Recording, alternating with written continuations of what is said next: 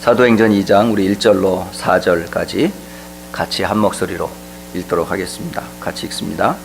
오순절 날이 이미 이르매 그들이 다 같이 한 곳에 모였더니 호련히 하늘로부터 급하고 강한 바람 같은 소리가 있어 그들이 앉은 온 집에 가득하며 마치 불의 혀처럼 갈라지는 것들이 그들에게 보여 각 사람 위에 하나씩 임하여 있더니 그들이 다 성령의 충만함을 받고 성령이 말하게 하심을 따라 다른 언어들로 말하기를 시작하니라.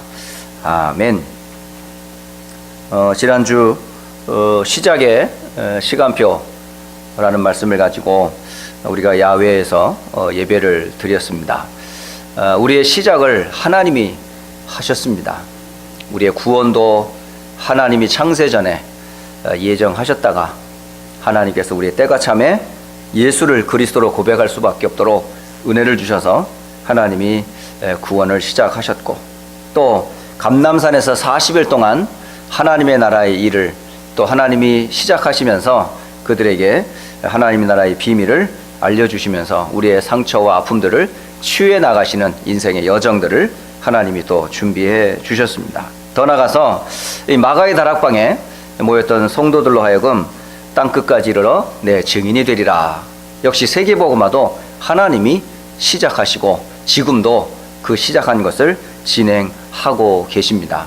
그렇다면 이 언약을 잡고 우리가 분명히 해야 될 건 뭘까요? 나만의 영적 서밋의 시간을 갖는 겁니다. 하나님의 말씀은 1.1핵도 땅에 떨어지지 아니하고 반드시 성취됩니다. 그리고 그 반드시 성취될 말씀을 붙잡고 기도하는 자의 그 기도를 하나님은 주의 천사를 동원하셔서 금 그릇으로 여러분의 기도를 받으시고 천사를 보내셔서 또 성령으로 역사하셔서 반드시 응답하십니다. 그곳에 무슨 어떤 일이 벌어져요? 생명의 역사, 구원의 역사, 전도와 선교의 역사는 지금도 계속되고 있습니다. 이 말씀을 생각하면서 가만히 생각해 보면서 한 주간 구원을 시작하신 하나님 나라의 그 일을 시작하신 하나님, 더 나아가서 세계복음화를 이루시면서 성령으로 역사하시는 그 하나님의 시작의 말씀을 생각하면서 떠오르는 말씀이 한 구절이 딱 나오더라고요. 그게 다른 구절이 아니고 빌립보서 1장 6절. 너희 속에 너희 안에 착한 일을 시작하시니가 그리스도 예수의 날까지 이루실 줄을 우리는 확신하노라. 하나님이 우리에게 행한 최고의 착한 일이 뭔지 아세요? 여러분을 영원한 함정, 영원한 틀, 영원한 올무에서 건지신 거예요. 우리는 하나님의 행한 최고의 축복된 그 구원을 여러분이 받으셨다고. 근데 하나님은 우리를 단순히 구원으로만 끝내시지 아니하시고 어디까지요? 예수 그리스도의 날까지 우리를 인도하신다라고 말씀하셨어요. 그러니까 하나님의 자녀로 구원하신 주님이 너희들이 알아서 살아가도록 내버려두지 아니하시고 성령으로 도장 찍으시고 성령으로 함께 하시고 성령으로 인도하시고 성령으로 함께 충만케 역사하셔서 그 예수 그리스도의 날까지 우리를 이끌어 가신다고요. 그렇다면 하나님이 주신 어마어마한 축복의 시간표에 하나님이 예비하신 이런 축복을 예비하신 이유가 뭘까요? 오늘 중요한 여러분 응답의 시간표가 준비되어 있습니다. 이 비밀을 여러분이 기다리시며 소망하시며 이런 응답을 받으며 이 응답의 주역으로 여러분이 꼭 서시기를 주 예수의 이름으로 축복합니다. 여러분 인생에서 최고의 응답이 뭐라고 생각하세요? 또 여러분 최대의 응답이 뭐라고 생각하세요? 한번 스스로에게 나에게 있어의 최고의 응답? 내 생에 있어서 최대의 응답? 여러분 이미 받으셨는데 받은 축복을 어쩌면 여러분이 모르고 있어요. 저는 인생 최고의 응답? 내가 인생의 최고의 응답이 뭘까? 내가 인생 최대의 받은 응답이 뭐지? 라고 질문 한번 해봤어요. 스스로 하나님이 주신 응답 중에 최고? 최대? 응답이 뭘까? 하고 나 자신에게 한번 질문을 해본 겁니다. 잠시 그 질문을 하고 가만히 묵상하는데 내가 받은 최고의 응답과 축복은 다른 게 아니고요. 복음의 말씀을 알게 된 것.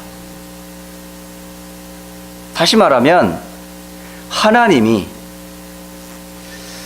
그리스도 되시는 그 말씀을 주셔서 내게 구원을 주신 그 근거가 되는 복음을 알게 된 것.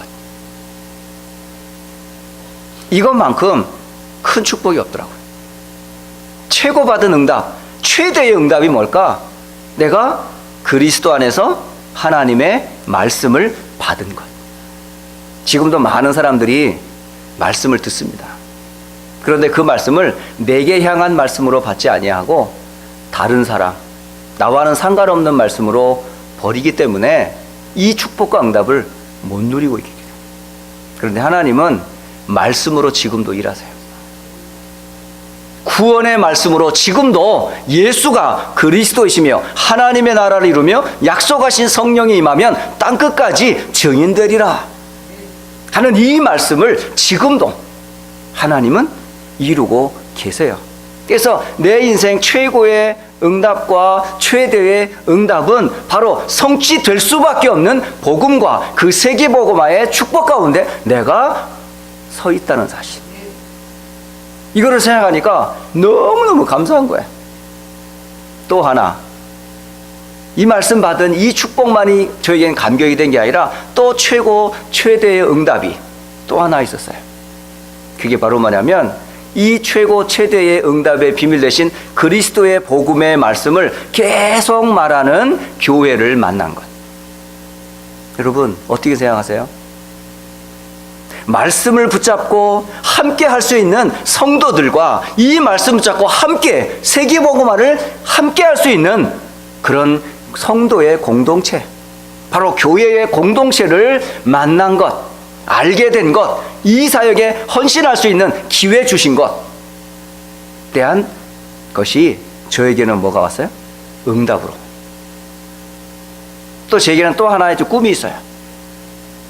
오늘 사도행전을 쭉 여러분이 오늘 사도행전 2장으로부터 사도행전 13장까지의 아주 여러 가지 하나님이 응답을 준비해 두셨는데 그 주신 응답을 여러분이 앞으로 받을 것이고 이미 받았고 앞으로 여러분이 그 축복의 증인으로 분명히 서야 돼요. 그러려면 여러분이 뭘 받으셔야 돼요? 응답을 받으셔야 돼요. 그냥 듣고 좋다가 아니라 그 말씀이 나의 것으로, 그 응답이 나의 응답으로 그 말씀을 할 수밖에 없는 증인이 될 때 여러분은 이런 축복을 나누는 전도자로, 선교사로, 후대의 발판이 될 렘넌트로 여러분이 분명히 서게 됩니다. 그러려면 여러분 반드시 뭘 잡아야 돼요? 응답을 받으셔야 돼요. 언약을 꼭 붙잡으셔야 돼요. 바뀌지 아니하고 쇠하지 아니하고 없어지지 아니하는 영원한 주의 말씀, 이 말씀이 여러분에게 잘 간직되시기를 주의 이름으로 축복합니다. 그래서 오늘 최고 최대의 응답은 다른 것이 아니고 예수님이 하신 약속이 성취된 것.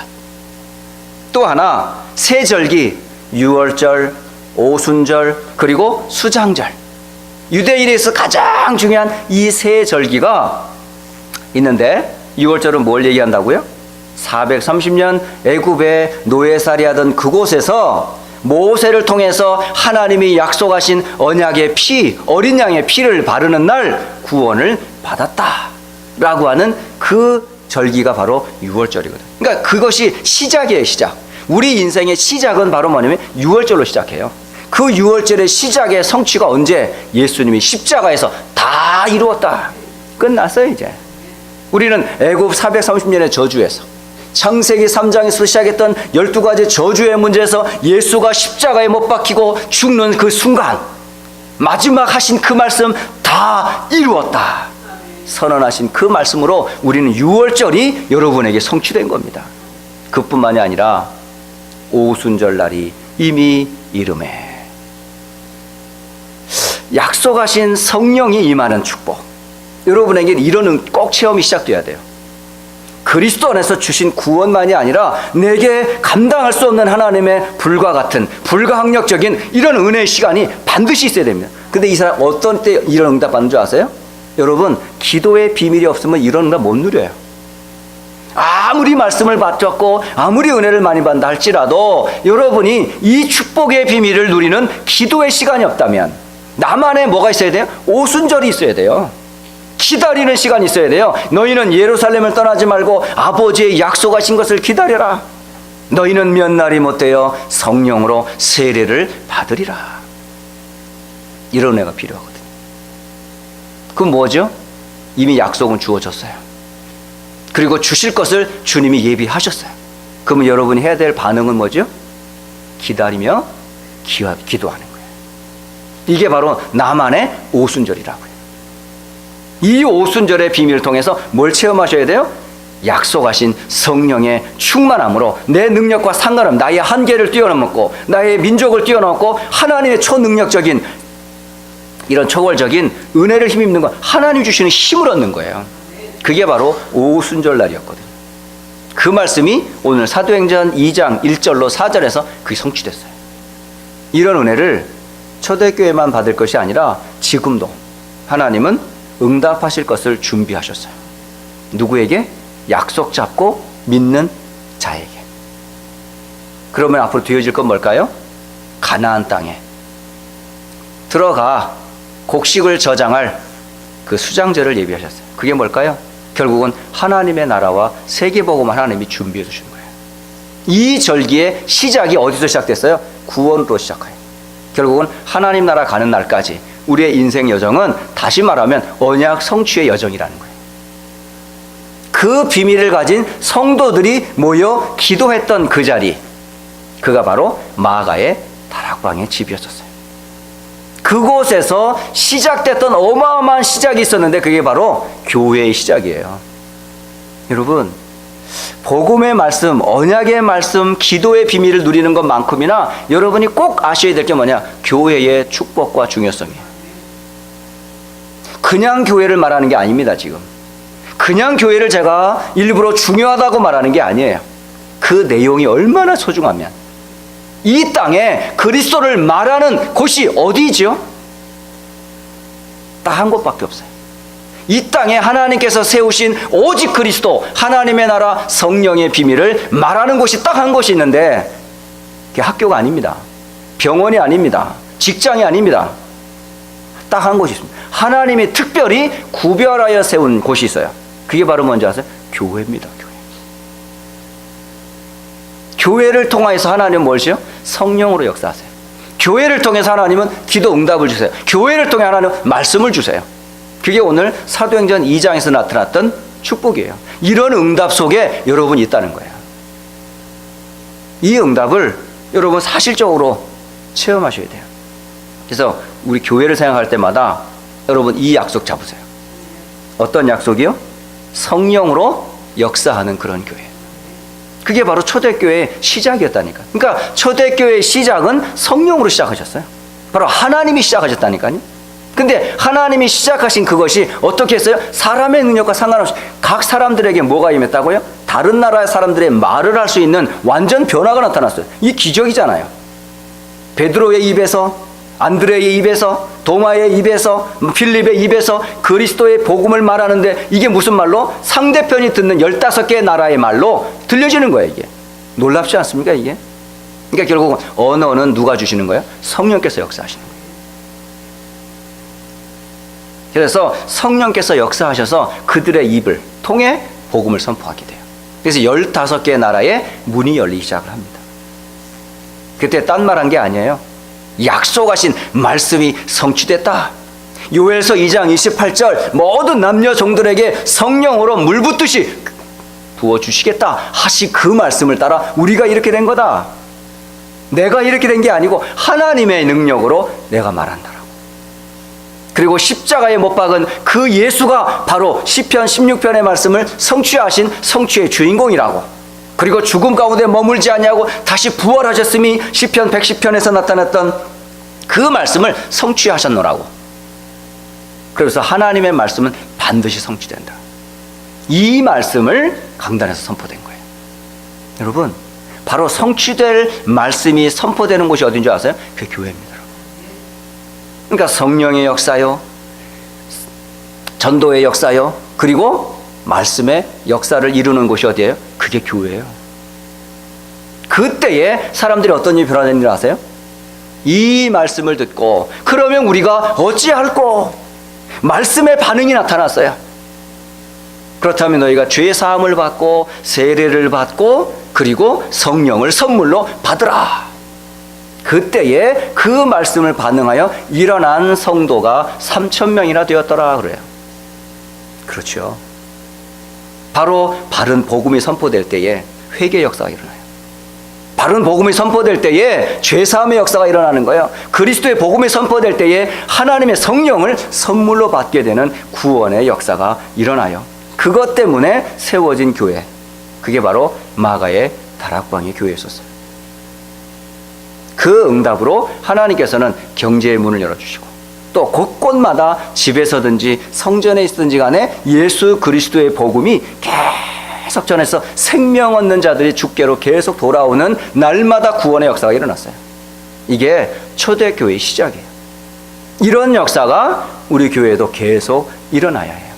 강단에서 선포되는 말씀으로 끝날 것이 아니고 여러분이 받은 이 말씀을 어디로 가져가요? 여러분 개인으로 붙잡은 것이 만남 속에서, 가정에서, 직장에서, 현장에서 계속되는 축복을 뭘로 이루어야 되죠? 그게 우리가 말하면 다락방이라는 거예요. 지역에서 지교 운동을 해야 되는 거예요. 모든 성도의 집을 다락방으로 해라. 모든 지역에 지속적인 말씀 운동을 할 수 있는 지교 운동이 일어나야 된다는 거예요. 그게 바로 초대교회는 이게 계속됐어요. 오순절날 그때 딱 외친 그걸로 끝난 것이 아니라 이 사람들이 불똥이 떨어지듯이 곳곳마다 이 사람들의 성령의 역사로 개인, 가정, 경제, 지역, 삶에 계속되는 무슨 일이 일어났어요? 말씀의 역사가 일어났어요. 이게 말씀 운동의 역사예요. 그러니까 성령은 어디를 통해 역사하신다? 교회를 통해. 그 교회에서 선포되는 메시지, 곧 복음을 통해서 역사하신다는 거예요. 이것이 우리가 받은 최고, 최대의 응답이에요. 여러분 이런 응답을 받으셨어요. 자, 이렇게 받은 응답들이 계속 되니까 어떤 일이 벌어지겠어요?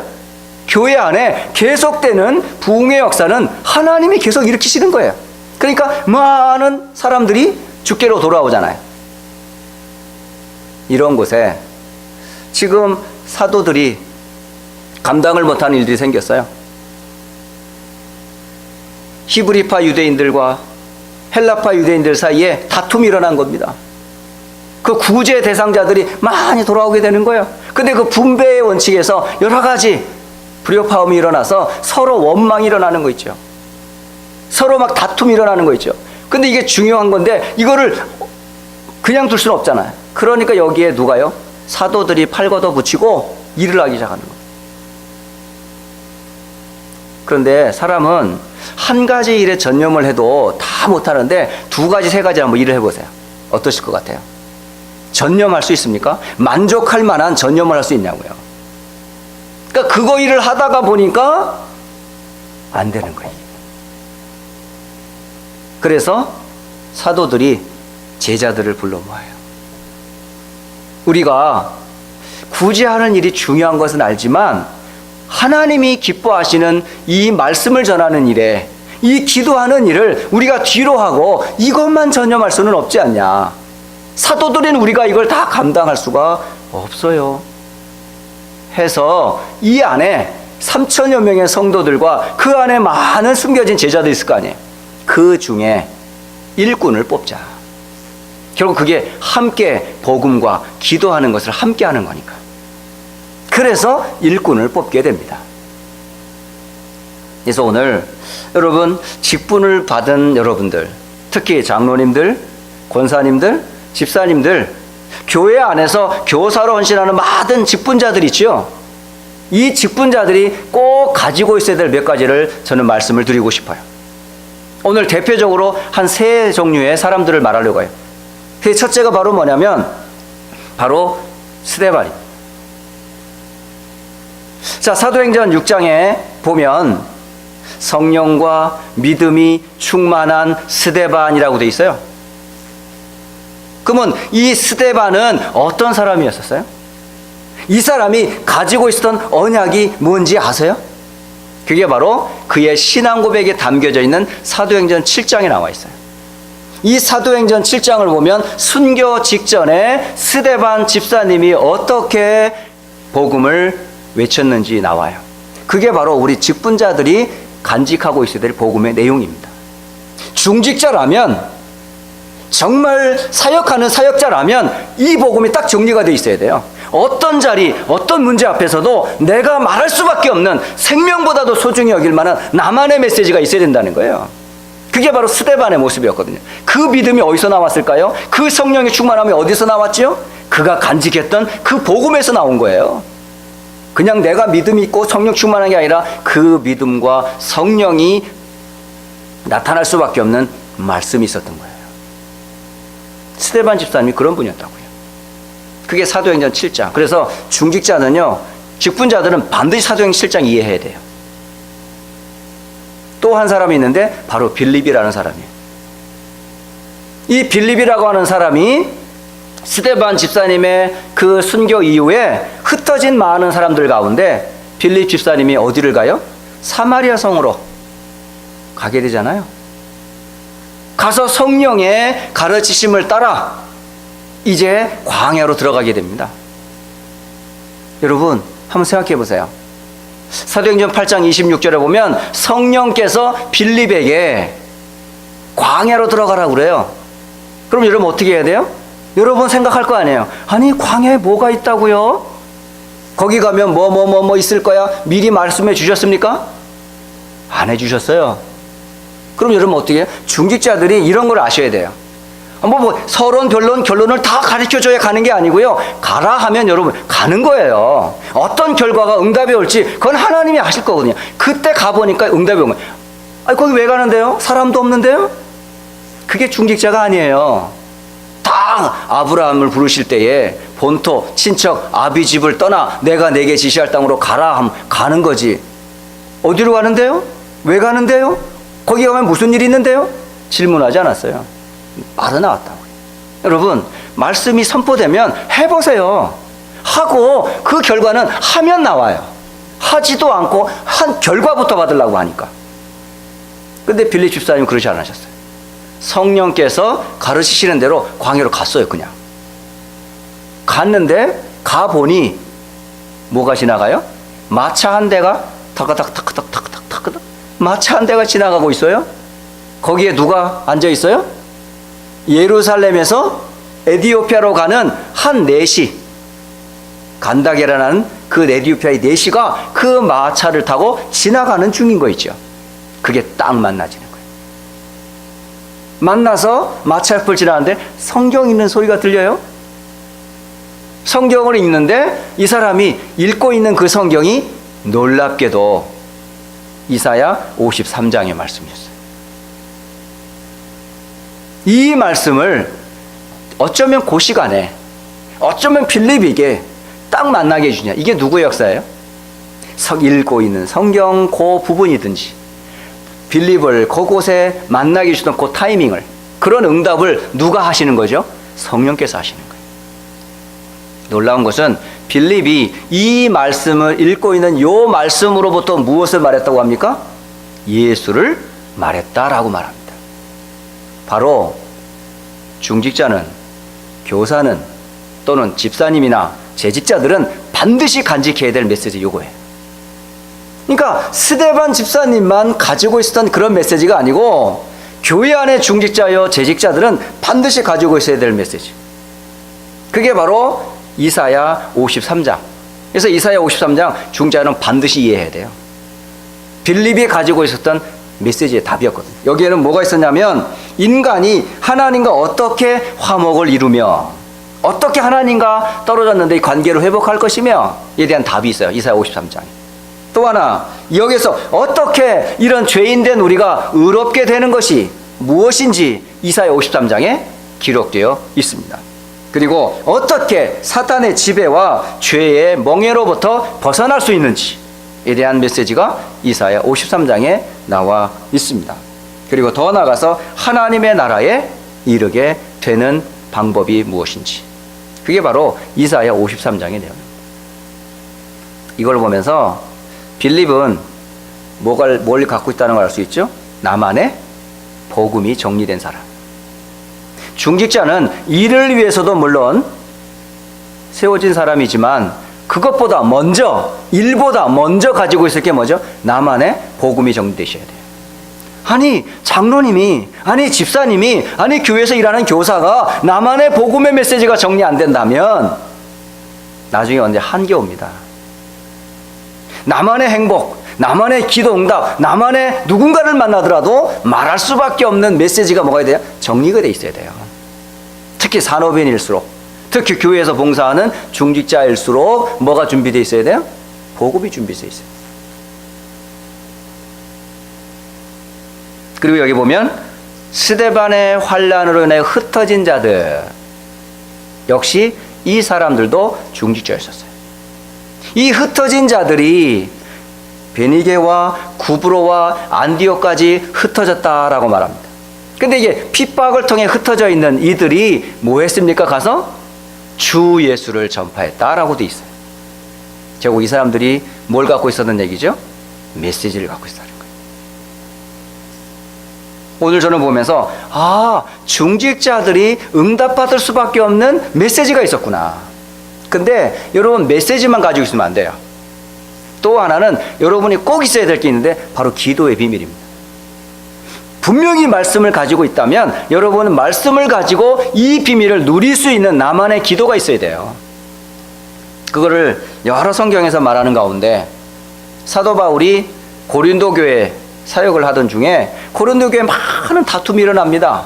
어떤 사람은 베드로 팝니다. 어떤 사람은 아볼로 팝니다. 어떤 사람은 바울 팝니다. 어떤 사람은 그리스도 팝니다. 이렇게 다툼이 일어납니다. 다 복음을 전해준 사역자들이었어요. 그런데 바울은 이런 말을 해요. 고린도전서 3장 7절에 심는 이나 물 주는 이는 아무것도 아니로되 오직 자라나게 하시는 이는 하나님뿐이시니라. 이거 잘 기억해 보세요. 분명히 이 사람들은 말씀을 주었던 사역자들이에요. 심느니 또 뿌리느니 또 여러 가지 도왔던 자들. 결국 하나님께서 만약에 자라나게 하지 않으셨다면 쟁기질하고 파종하고 물 주는 일이 다 뭐요? 소용이 없어요. 다시 말하면 우리의 수고가 무용지물이 된다고요. 가르치는 건 열심히 내는 것만으로 여러분 충분하지 않아요. 여러분 반드시 하나님께서 복 주시기를 구하는 기도도 따라가야 돼요. 여러분이 하는 수고가 수고로 끝난 게 아니라 이 수고하는 수고에 하나님이 복을 더하셔서 성령께서 역사하셔서 듣는 말씀이 이들로 하여금 깨달아지게 하는 이가 누굴까요? 깨달음을 따라 행동하게 만드신 이가 누구지요? 그리고 믿음을 자라나게 하시는 이가 누구지요? 결국은 하나님의 사역이에요. 그거를 하게 하는 방법이 그게 기도더라고요. 그래서 여러분 기도하는 것과 말씀 사역하는 일을 우리가 쉬지 않겠다. 이거를 우선시해야 된다 라고 하고자 해서 교회 안에 있었던 많은 직분들을 서로 나누어 줬던 거죠. 이거는 사도들이 하기 싫어서 떠맡기는 게 아니에요. 이게 많은 분들이 목사님이 하시지 왜 그거를 왜 우리한테 맡겨요? 제발 그런 소리 하지 마세요. 일을 맡기면 충성되어 하시라니까요. 일 이전에 여러분 누굽니까? 복음 가진 스데반, 언약이 정리됐던 빌립, 스데반과 이런 죽음으로 흩어졌던 제자들, 이들이 뭘 갖고 있었어요? 구원의 감사, 감격, 그리스도의 비밀이 가지고 있는데 그런 일에 내가 교회 안팎에서 일을 할 수 있다는 게 얼마나 큰 축복인데. 교회 안에서 재직자들은요 절대로 일을 마다하면 안 돼요. 그러면 그 직분 감당 못하는 거예요. 그게 바로 초대교회 중직자들은 두 가지 같이 있었어요. 복음의 메시지와 함께 헌신의 이유를 알았다니까요. 그게 바로 하나님의 영광을 나타내는 거고, 그게 교회와 함께 하는 거고, 그게 중직자가 해야 될 일이고, 심지어는 문제와 환난 앞에서도 쓰러지지 않는 이유였다니까요. 그래서 중직자들은 다시 말하면 목회자의 뭐죠? 여러분요, 조력자가 되셔야 돼요. 중직자를 왜 세웠어요? 결국 하나님이 하실 그 일에 세운 목회자와 도와 함께 교회를 세우고자 하심이 아닌가요? 경계하고 막 그냥 뭐 분열하게 하고 세력을 낚이고 명예를 얻기 위해서 우리가 직분을 받은 게 결코 아니라고요. 니파 네파 그거를 조장하기 위해서 직분 세운 거 결코 아니거든요. 그런데 현대교회 많은 교회들이 어떻게 하고 있어요? 직분자들이 오히려 교회를 갈라놔요. 새신자들이 가르는 게 아니에요. 목회자와 중직자의 갈등을 누가 일으킵니까? 중직자와 성도들이 목회자와 갈등하게 만들어요. 아니, 그런 관계로 하나님이 우리를 목사로, 장로로, 집사로, 권사로 세웠습니까? 아니잖아요. 그러니까 진짜 중직자의 축복과 응답을 모르는 거예요. 오늘 여러분이 어떤 응답을 받아야 되는지 오늘 말씀을 주시지 않습니까? 그래서 중직자 여러분은 반드시 알아야 될 성경, 저는 새 성경을 여러분이 한번 꼭 이번 주에 한번 읽어봤으면 좋겠어요. 그게 사도행전 7장, 그리고 사도행전 8장, 그리고 이사야 53장, 그리고 사도행전 11장. 이 네 성경은 여러분이 읽으시면서 나만의 메시지를 조금 정리를 하시고, 내가 교회에 헌신하는 중직자로서의 내가 어떤 일에 헌신할 것인지에 대한 그런 응답을 여러분이 부담이 아니고 감사함으로 응답받기를 주의 이름으로 축복합니다. 그리고 마지막 세 번째, 우리가 받아야 될 응답 중에 또 한 응답이 뭔지 아세요? 교회의 응답만이 아니고 중직자의 응답만이 아니라 여러분 선교의 응답도 받으셔야 돼요. 이런 응답을 받았던 교회가 있어요. 그게 누구죠? 안디옥 교회예요. 안디옥 교회를 볼 때마다 저는요, 참 이 교회가 너무너무 멋있어 아름다워 보여. 예? 시작은 마가의 다락방에서 시작을 했는데 그 어려운 환난 가운데 흩어진 수많은 제자들 가운데, 구브로와 베니게로 곳곳에 흩어진 제자들 가운데 안디옥 교회 성도들 중에 유대인들에게만 복음을 전한 것이 아니고 헬라인에게도 복음을 전했더라라고 되어 있어요. 이게 예루살렘에 갇혀 있었던 복음이 아니라 이제는 뭐 예루살렘의 성벽을 뛰어넘어서 어디로? 유대로, 사마리아로 더 나가서 이제는 선교 현장에 하나님의 말씀이, 복음이 확산되어지는 그 일에 누가 쓰임받은 줄 아세요? 안디옥 교회가 응답을 받았다는 말이에요. 바로 우리 교회가 그런 응답을 받아야 한다는 거죠. 네? 그래서 사도행전 11장을 여러분이 꼭 보셔야 돼요. 교회를 기도할 때마다 이 말씀을 근거로 휴스턴 안디옥 교회가 이런 교회 되어지도록, 그런 교회가 되다 보니 사람들이 어떻게 해요? 주께서 은혜를 더하사 믿는 자들을 계속 도와시는 거예요. 그 교회는 어떤 중심이냐? 평신도 중심이었어요. 바로 중직자들이 말씀을 가지고 있었으니 이게 일하는 사람이 아니라 말씀을 가진 사람이라니까요. 그러니까 중직자는 기본적으로 일하는 일꾼이 아니에요. 메신저여야 돼요. 그런데 그 한계를 뛰어넘어가지고 뭐 목회자와 대들고 아니라니까요. 그런 중직자 되면 안 돼요. 많은 분들이 뭐 목사님 뭐 무시하고 말이지, 하나님의 질서를 무시해 가면서 메시지를 가지고 막 판단하고 그런 문화요 안 돼요, 여러분. 그렇게 세워지다 보니까 많은 교회가 어떻게 됐어요? 성도들이 부흥하기 시작하잖아요. 그때에 이 소문이 어디로 나갑니까? 예루살렘 교회에 소문이 났어요. 소문난 그곳에서 사도들을 파송하잖아요. 그 중에 바나바라고 하는 사도를 보내요. 근데 여기서 바나바 사도가 계속 사역하다 보니까 이게 본인도 이게 주체할 수 없을 정도로 응답이 되니까 이게 혼자서는 감당이 안 되는 거 있죠. 그때에 핍박자 사울이 다소에서 지금 있는 것을 알고 거기까지 한참 지나가요. 가서 그를 불러다가 함께 뭐합니까? 동역을 합니다. 어떻게 보면 인간적으로 말하면 바나바보다 훨씬 더 똑똑한 사람, 성경도 많이 알고 하나님 은혜도 많이 체험한 이 사람이 들어오면 어떻게 보면 자리가 어떻게 돼요? 바나바 중심에다가 바울 중심이 바뀔 수도 있잖아요. 그런데 바나바는 그게 중요한 게 아니었어요. 저는 바나바를 또 한편으로 보면서 이 사람이 어떤 사람이구나? 자신의 위치나 역할이 중요한 게 아니라 그리스도만 존귀하게 된다면, 또 하나 교회가 올바르게 세워질 수만 있다면, 그리고 복음 전파가 되어질 수가 있다면 자리가 중요한 게 아니라는 거죠. 여러분, 우리 교회가 그랬으면 좋겠어요. 저 역시 여러분을 섬기는 일에 정말 저보다 더 많은 능력 있고 여러분을 잘 가르치고 정말 복음 있다 그러면 그런 분을 모셔다가 여러분을 든든히 세우고 싶어요. 그런 사람이 됐으면 좋겠어요. 그런 중직자로 여러분이 헌신했으면 좋겠어요. 네. 바로 이게 바나바에서 저는 배웠어요. 바나바는 그리스도의 사람이었구나. 교회를 우선시하는 사람이었구나. 전도와 선교를 우선시하는 사람이었구나. 그렇다면 자신은 어찌해도 상관이 없다는 거죠. 얼마나 저는 바나바를 보면서 얼마나 은혜가 되는지. 그래서 바울이 바나바와 함께 1년간 뭐 했다고 그래요? 안디옥 교회 성도들을 제자로 훈련시켜 버렸어요. 그 세운 제자들이 어떤 별명을 얻었어요? 그리스도인이라, 크리스찬이라 라는 별명을 얻었어요.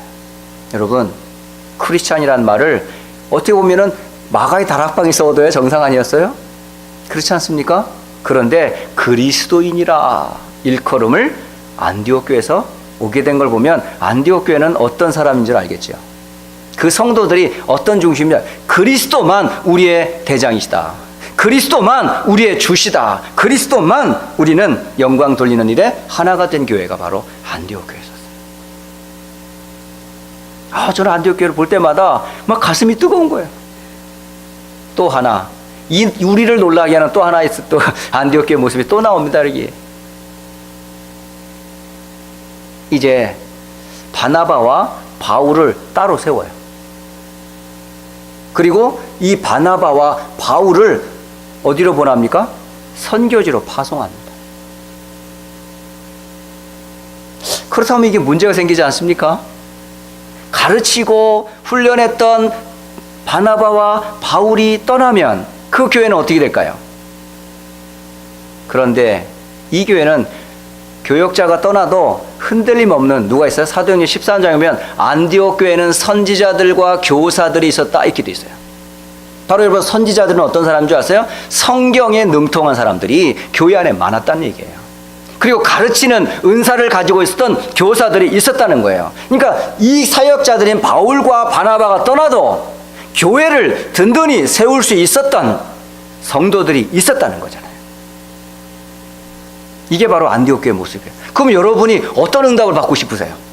여러분이 이 교회를 든든히 세운 일에 어떤 역할을, 목회자가 만약에 없다 할지라도 그 자리를 대신할 수 있는, 목회자를 대라는 말이 아니라 평신도임에도 불구하고 교회를 든든히 세울 수 있는 그런 위치에서의 역할을 가지고 있는 그런 역량 있는 역사, 그 응답을 여러분이 받으셔야 되지 않겠습니까? 그런 증인을 서야 되지 않겠어요? 내가 맡고 있는 그 파트에 누가 말 안 해도 내가 든든히 세워나가는 거예요. 내가 있는 현장에서 이 복음으로 그 지역을 든든히 세우는, 꼭 사도들이 가고 목회자가 가서 뭔가를 할 것이 아니라 그 사람 한 사람은 넉넉히 일당 백천을 감당할 수 있는 그런 사람이 되어야 되는 거 아닙니까? 저는 보면서 정말 안디옥 교회는 정말 풍성한 교회였구나. 어떤 교회가 풍성한 교회입니까? 복음의 교훈을 널리 전하는 요람이 되는 교회예요. 그게 풍성한 교회예요. 나눠주는 교회예요. 그게 뭐예요? 사람을 파송하는 거예요. 일꾼을 파송해 주는 거예요. 그리고 지역을 살리는 일에 마음껏 헌신하는 거죠. 그러려면 어떻게 합니까? 이 바탕이 든든해야 돼요, 여러분. 그러니까 파송을 해도 그걸 후원할 수 있도록, 여러분 응답을 못 받으면 일 못합니다. 사역자를 어떻게 파송하는데 한 사람만 파송합니까? 그 사람의 생활비, 모든 사역비를 어떻게 후원해야 되는데. 그러면 여러분 응답을 안 받으면 안 돼요. 겨우 내 집, 내 어떤 자녀들 교육하는 요런 데만 응답 받아가지고는요 절대 선교사 파송 못합니다. 기본적인 거 말고 누구 두세 많은 사람 파송해도 든든할 만큼 이런 경제적인 응답을 못 받으면 안 된다니까요. 진짜 이런 응답 받으시라니까요, 진짜. 파송할 때 파송의 후원자가 될 수 있을 정도로, 렘넌트들을 키울 때 렘넌트의 발판이 될 정도로 그런 응답을 받으셔야죠. 아니 그렇게 안 되고서 어떻게 세계 선교 응답을 받습니까? 못 받습니다. 그러려면 여러분 오늘 이 세 가지 인생 최대의 응답인 말씀과 교회의 축복을 여러분 응답으로 받으셔야 돼요. 바로 교회가 이 세워진 교회가 여러분의 응답이 되어야 돼요. 내게 최고의 응답, 최대의 응답인 말씀과 교회의 응답. 그 속에 내가 중직자로 세워졌다고 하는 직분에 대한 응답, 그리고 내가 이 해외인 미국 현장에서 세계 선교할 수 있는 안디옥 교회를 통해 다민족과 세계 복음을 쓰는 그런 응답을 여러분 받으셔야 된다니까요. 그게 바로 여러분 진짜 받아야 될 응답입니다. 여러분, 병이 낫고 가정 문제 해결되고 경제, 그 정도가 아닙니다. 이게 우리 너무 응답을 너무 지엽적으로, 너무 소극적으로 내 눈앞에서만 응답을 생각하는데, 하나님의 응답은 그런 게 아닙니다.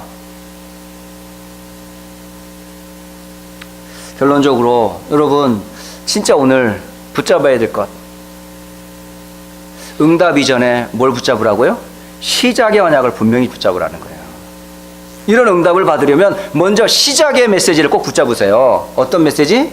갈보리산의 언약 되시는 그리스도, 감람산의 언약이 되시는 하나님의 나라, 마가의 다락방의 언약이 되시는 오직 성령의 약속을 여러분이 절대 붙잡고 흔들리지 마셔야 해요. 이게 응답의 첫 시작입니다. 시작. 그러니까 시작은 말씀으로 시작하셔야 돼요. 자, 두 번째는, 여러분이 두 번째 결론 낼 거면 이 약속의 말씀을 여러분이 개인, 직장, 교회, 삶의 현장에서 이 그리스도, 하나님 나라, 오직 성령이 나의 것이 되도록, 오직 유일성, 재창조의 것이 되도록 날마다 찾고 누리고 이 사실에 응답이 왔을 때는 도전할 수 있는 그런 축복을 여러분이 꼭 누리시는 이런 시간이 꼭 필요해요. 그게 영적인 서밋의 시간이 필요하단 말이에요. 그리고 마지막 세 번째로는 여러분이 받아야 될 최고의 응답이 바로 교회의 축복과 중요성을 아셔야 돼요. 그리고 내가 지금 가지고 있는 직분과 이 사명이 얼만큼 소중한 일인지, 여러분 직분과 사명을 놓치시면 안 돼요. 더 나아가 여러분은 237개국과 렘넌트의 발판이 되려면 어떤 응답을 받아야 되는지 알죠?